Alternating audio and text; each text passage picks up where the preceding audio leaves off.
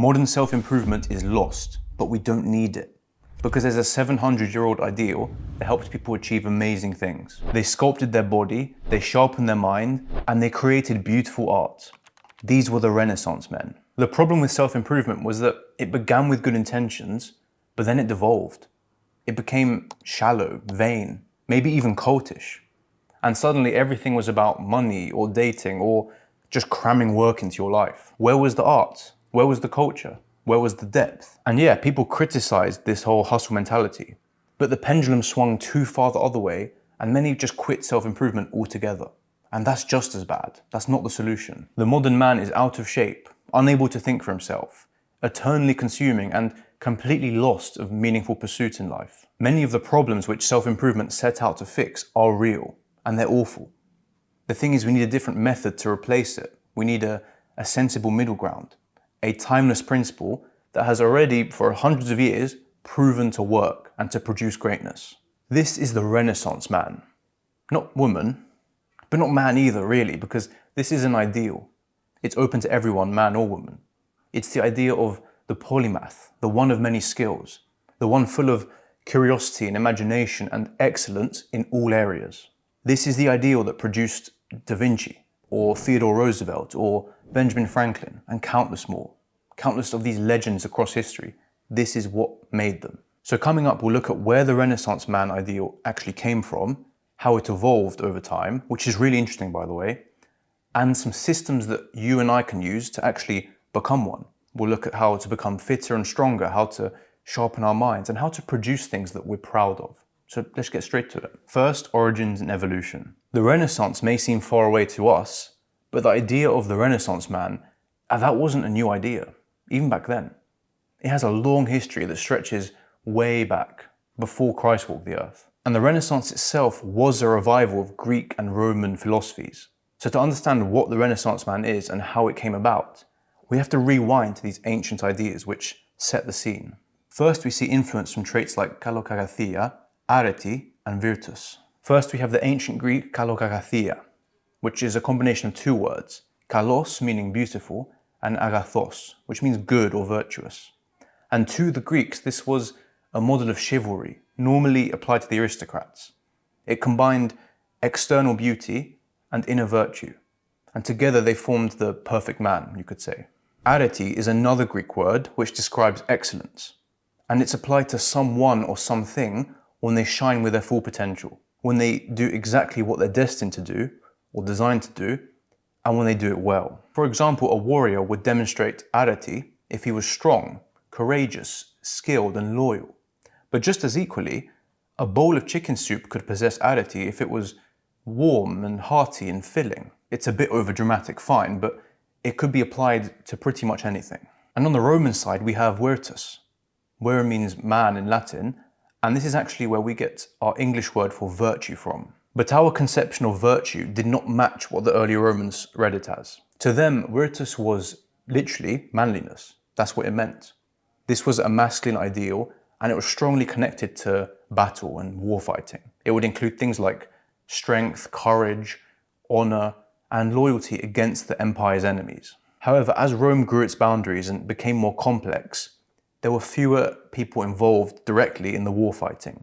And so virtus, or virtue, it changed definitions to sort of accommodate that. It began to include more things other than just these masculine ideals. And it started to become more general and applicable to any good citizen. Virtus now included civic and moral values, things like intelligence, temperance, self-control, things that both men and women could have. And so it went from this distinctly masculine battle-related idea to one of a good citizen in general. And of course, this later conception of virtus is just like what we have today, virtue. Now we're getting somewhere with these, but there's still an element missing from them all. Because while they do stress balance and excellence in a way, the true Renaissance man ideal has to include some form of a universal education.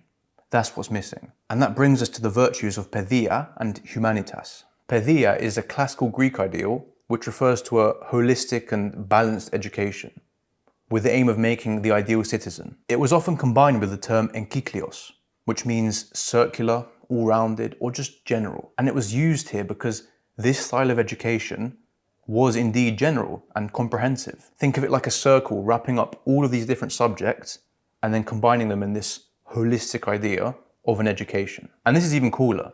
When you combine enkyklios and pedia, you get enkyklios pedia. And that may sound familiar to you as an English speaker. Enkyklios pedia, encyclopedia. That's where we get our word encyclopedia from. And how sick is that? I didn't realize it, but that's so cool. I love that. Now, as part of this education, people were taught a bit of everything. Rhetoric, grammar, maths, medicine, geography, history, philosophy, but then also more practical things like gymnastics and wrestling and, learning poetry and music. The aim was to imbue the population with these aristocratic ideals. They were to be physically strong, intellectually sharp, and morally upright, well-rounded people. Humanitas is pretty much the Latin equivalent of pedia. They basically copied the Greeks' homework, so I'm not going to repeat myself too much here. One thing to stress though is that both of these virtues, humanitas and pedia, were not just internal. Cicero, or Cicero if you're a nerd, he said that these virtues prepared one for public life. They trained them so that they could serve the community and do their part in the nation, while also, of course, having a meaningful private life. In a sense, these were philanthropic values. They served the individual, yes, but also the nation. And we get to the Renaissance man. I mentioned humanitas because it inspired Renaissance humanism, which is the whole philosophy of the Renaissance. Renaissance humanism was a kind of counterculture, or maybe response, to the strict religious orthodoxy of the Middle Ages. And of course, a lot of other big societal changes helped it come about.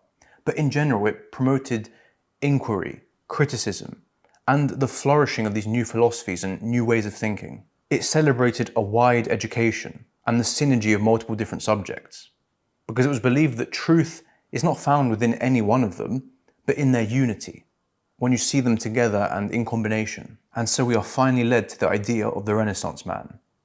Balanced in character, excelling in all realms, educated across a wide variety of subjects, prepared for proper civil duty as a competent member of the tribe, and finally birthed out of classical ideals and the Renaissance itself, but not restricted to those time periods. You and I can be Renaissance men, or women, or they/thems. It's open to everyone, irrespective of who they are and what time period they lived in, where they came from, none of that. This video is not to help you LARP as an ancient Greek or a Cicero's strongest soldier. We're in 2025, and while the ideal is timeless, we are presented with different challenges and different opportunities. And so it does make sense to adapt it to our conditions so that we can really let it shine. And again, we need it more than ever in this confusion of modern self-improvement and the stagnation that society has found itself in. And look, I'm very far from this ideal. I'm a victim of the problems I talked about. And I'm not framing myself as the perfect role model to follow or the Renaissance man. I'm not. Just like you, I'm on the road, I'm trying, I'm learning things, and the least I can do, hopefully, here is share some of what I've learned and some of what you might find helpful. And of course, I expect to learn a lot from you as well in the comments and in emails, so feel free.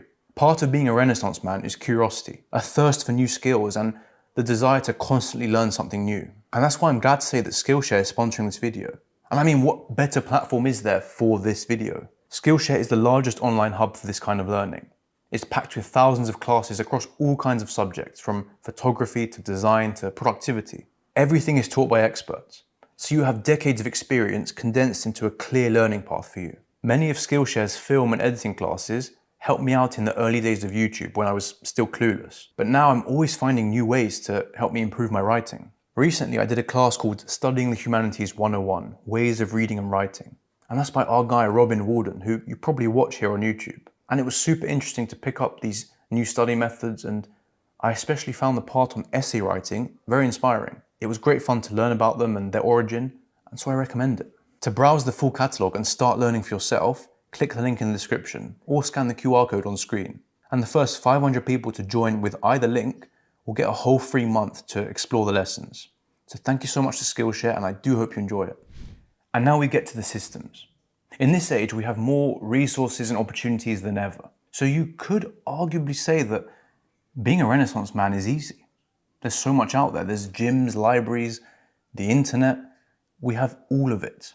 And yet there is so much more bullshit today that holds us back from that. And I'm not saying it's not our responsibility, of course it is, but we have to recognize that despite the resources we have, there are new challenges, new things to pull us off the path, new temptations, new struggles and difficulties. There's more to get addicted to, there's more to hurt our mind, there's more to tempt us off that path. And our careers don't offer much either. Many people feel restricted by their specialization. And even though they do give us a sense of structure, most people don't feel like they're in control or that it's truly their project to work on. Instead, they're just an employee in this wider organization, like a cog in a machine, you could say. It's not the same meaningful structure we have in the Renaissance man ideal. You therefore need your own structure. This will be your rock in the storm. Because your motivation is going to come and go. But if you have a structure, it makes it easier to get back on track and to stay on track. Because it's a lifelong pursuit. You will be tested. You will have moments where you feel unmotivated, weak, or just generally not up for it. And this structure is what keeps you on the narrow path. Think of it like a guide rope through a maze. It's what you grab onto, it's how you find direction, and it's what keeps you going. These come in many forms. They can be habit trackers. They can be plans in Notion or Obsidian. They can be a calendar with time blocking. Some people journal their progress, or they track it with like film logs to keep themselves accountable. Other people set precise goals, or they start these grand projects. And in the pursuit of that goal, they naturally become better at many different things as a byproduct. Personally, I like to design learning plans. I like to split my day into different categories so that I can reserve time for physical growth, creative growth, mental growth, and so on. That lets me focus on the small everyday efforts that build up towards this ideal. And it's suddenly not so intimidating because it really is just a series of small habits that repeat for a long time. And by the way, I have a few videos on this exact system, so I'm going to link it here for you to watch afterwards. Now, your system is personal. I really don't want to tell you how to do this because it's your choice at the end of the day. But you might be thinking, well, what do we do in these systems? Like, what are we actually trying to focus on? First, you have to find a way to train the body. These classical ideals, they stress the goodness of beauty and physical power. Because yes, being fit and capable and sexy is fantastic. It's a good thing that we should work towards. But on its own, that's a bit vain. There is more to physical training than just that. Most importantly, you learn discipline. Because lifting, sparring, sprinting, these things are bloody difficult. And it takes a level of discipline to leave your warm house, your warm room, go out into the cold and train. To feel the pain, to exert yourself. That takes mental fortitude. And it's probably the best reason we should expose ourselves to that training. It helps you get used to discomfort. And we better, because life is full of it. And of course, your body is a vessel. It's what carries every other aspect of your being, your mind, your soul. And so if we neglect it, it will only get more painful and more difficult to do the things we love. Next, we have to train the mind. And that is a massive part of the whole Renaissance ideal. We have to train our speech so that we can articulate our ideas better. We have to train how we think, our logic, our reasoning, our critical thinking. We should read with intention, with the goal of learning about the world, about other people, and of course, ourselves. We should study the minds of the world's greatest thinkers and understand the philosophies that quite literally steered human history to where we are today. We should practice our writing because that is how we reflect and process our ideas. And with those skills in reading and writing, we gain the knowledge we need to better navigate life, to deal with the problems of society, of human suffering, of all these political and social and philosophical problems. There are tools against that. Unlike your average Twitter user who just pulls their opinions from their algorithm, you actually build a foundation of knowledge that helps you ground your thinking and make better conclusions. It's like Harold Bloom said, the mind should be kept at home until its primal ignorance has been purged. We have to learn history, philosophy, science, maths, the classics, language, all of these different things which give us that bedrock. Now, of course, it doesn't have to be everything. Like, we have our preferences here, but in general, we should strive for that balance and that well-roundedness. And then, as Cicero suggested, we should train our oration so that we can better communicate those ideas and hopefully use them in service of the nation or the community or anyone close to you, your loved ones, whoever. Next up is the creative side of man. We should learn to appreciate art because it's what keeps us connected to our heritage and our culture. And when we value something like that, we are in a better position to both preserve it and to improve on it. Appreciating art also trains our taste. And in general, it makes life more interesting. Because we're not talking about just paintings here. This is all of the media which makes us human. It's our movies, it's our music, it's our literature. It's all of these little crafts which give life its soul. Enjoying art also helps you produce your own, because at some point we need to stop endlessly consuming and start creating something. Now, you can express yourself through any medium of your choosing, but the point is it becomes a way to slow down and to reflect and to look into yourself and to somehow bring that out into reality and make your mark in the world. You learn a valuable new skill. And if it's your style, you can make that into a business, make a living off of it. Or alternatively, you can just put it out there so that you inspire other people and sort of have this flourishing of art coming from you, which is special. It's really nice to see people online sort of revive these old crafts, like shoemaking, like sculpting, like brewing mead. And I've seen people take that creative passion and they've become, game devs or indie filmmakers or producers or whatever, musicians. It's just fantastic. And they could only do that because they made time to be creative and they nurtured that part of their character. Now, I do this mainly through writing or making videos, but I'd love to try lots of different things one day. Maybe try perfumery when I can afford it, or maybe return to painting or playing the violin, that sort of thing. This is a deeply personal category, so you should explore far and wide until you find what clicks. Because trust me, if you struggle with this, something will click. Eventually you'll find something that just doesn't even feel like a chore. It feels like something you can just be pulled along by because you truly love it so much. And if you're struggling to find that, I would look and think, what do you enjoy as a consumer? What do you love consuming? And how can you maybe make something like that for yourself? How can you contribute to that realm of art?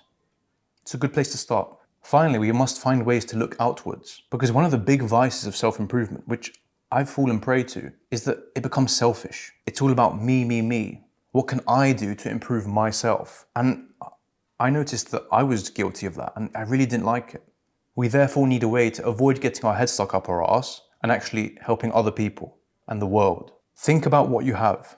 Think about what you can offer and then use it to serve other people. Apply yourself. You can make content about something you know, or maybe something you once struggled with in order to help other people.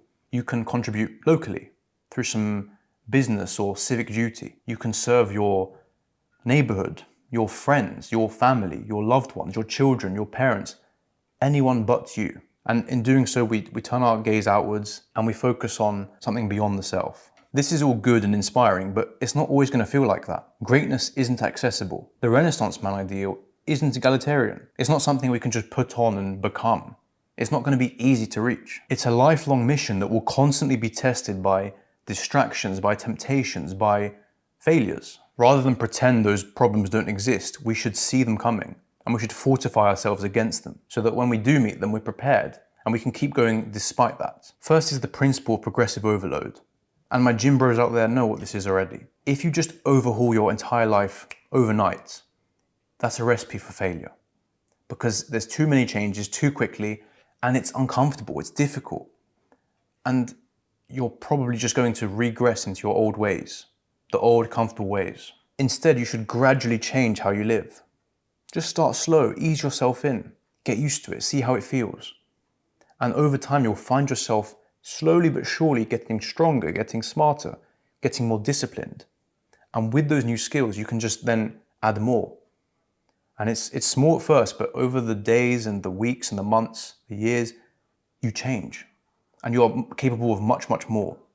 And that's only because you were patient and slow and steady in the beginning. Your new habits are much more likely to stick this way, and in a sense, it feels like a video game, like a skill tree. You're slowly progressing and getting better, and you're being challenged at the same time, but you're also having fun and seeing that progression. We mentioned the system already, but if you can find a way to do this with other people, that is brilliant. And most likely this will be with your friends or through a club, or maybe your girlfriend, boyfriend, spouse, whatever. It's accountability. And it's very motivating to see other people put the effort in. And in a sense, you build up off of each other. You push each other higher. You have this sense of rivalry and competition. And if you've ever been in an environment like this, you'll know just how much more you can do than if it's on your own. And of course, you learn quicker from other people. They can call out your bullshit, they can call out your mistakes, they can give you tips, pointers, advice, and a sense, again, of spirit, of competition, of forward, upwards movement. So if you can, find people in real life. Online works too, but find people. And finally, I have to stress this, you must model your Renaissance Man project after what you want. Not what your friend does, not what I do, not what the next YouTuber says, not what seems cool on paper, but what you truly want and what your goals are. There's no strict rules for what exactly you have to study, what exactly you have to do, and how you get there. I mean, I've been throwing suggestions out throughout this whole video, but they are just that, suggestions. They're just pointers or ideas for you to get started. But you have to really go through the process of finding what works for you, what you enjoy, so you can keep going, and what makes sense in your mind. Because we're all a bit weird in our own way, and what works for me may just be weird to you or outlandish, and vice versa. So base it on yourself and no one else. If you need some inspiration and you want to learn maybe how to become a Renaissance man with just 3 hours a day, then you can watch this video up here. And if the idea of being able to articulate yourself well stood out to you, I've also made a video on that for you to check out. And of course, there's the newsletter. It's free to sign up down below. There's a room for different styles of content there. And as always, I want to hear you in my emails or comments. Please tell me what you think, what you do in your own life and how you approach these things and the struggles you faced. I learn from you, genuinely. And everyone else does too, so it's great. Thank you so much for watching, and I hope you like the video.